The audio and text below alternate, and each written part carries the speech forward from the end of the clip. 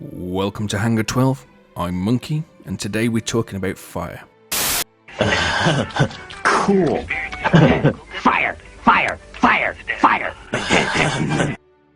As we know, fire's been in development for quite some time now, and it looks as though it's confirmed to drop in Alpha 4.0, that's the Pyro patch that's on its way. And in the latest Inside Star Citizen, we've been given a more detailed look on the mechanics of fire that'll be rolling out with that patch.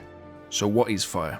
It's hot shit that'll make you say bollocks. It's going to be a new task to contend with when flying ships. At the moment, for its first release, it will be confined to ships only, so thank Chris Roberts for small mercies. Fires will be able to break out in many different ways, from components that have built up wear and tear over time and haven't been kept in good working order could misfire, to outright sabotage where players can shoot at materials or even bring on a burning item to spread fire within your ship.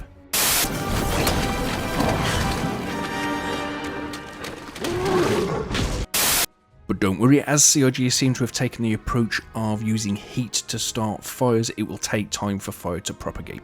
You see, a given material must be in contact with another item or atmosphere that can get it up to around 1000 Kelvin before it combusts. So if a fire breaks out in a certain location, the tiles around it will heat up to around 1000 degrees Kelvin, and then they will combust, and then the tiles around those will heat up to 1000 degrees Kelvin, and they will combust, and so on and so forth. So the larger the fire, the faster it will spread because it'll be heating up more surrounding tiles. So you'll have time to catch a fire early if you're vigilant, but it will grow exponentially.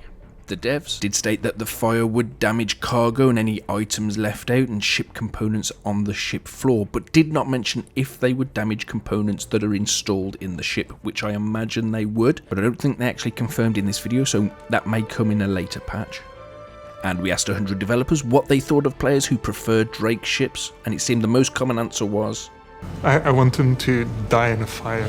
Seemed a little bit harsh and uncalled for, but there you have it straight from the developer's mouth. Sorry, Drakers.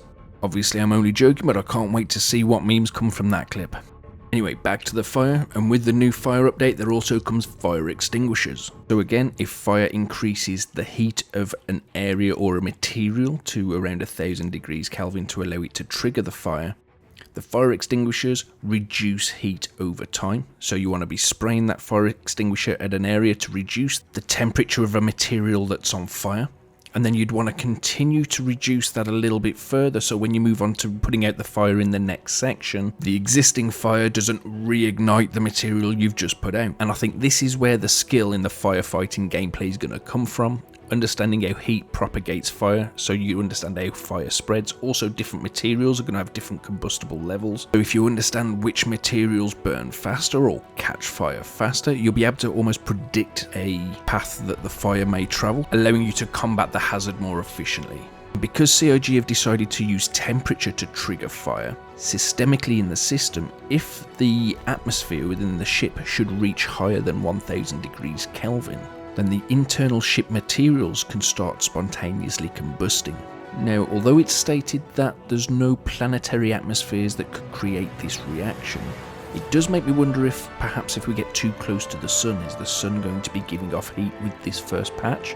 Where at the moment you can pretty much fly to the centre of the sun with no effect, although I can't remember the last time I tested that. When my quantum drive has one of its episodes and decides to fling me head first towards the sun, I've learned that killing my engines and killing all power will reset that, so I haven't flown into the centre of the sun for a very long time. If anybody knows different, leave a comment below and let me know. Now, I think the only thing I haven't covered about fire at the moment is the damage that it will do to a player.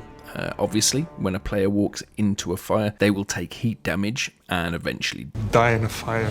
And again, because CIG have taken the approach of using heat to propagate the fire, and it's the heat that does the damage, it should just take the simple task of adding a heat resistance modifier to any clothing or armor to create fire resistant suits. That's about all we know about fire at the moment. If I've missed anything, please drop it in a comment below, let me know. Please leave a like and subscribe so you can be a part of the giveaway once we hit 500 channel members. And although this is where I'd usually end the video, this B-roll that Jared's team has put together for the fire is, well, fire. So I'm going to let the B-roll keep rolling. For those of you that are going to drop out now, thanks for watching and fly safe.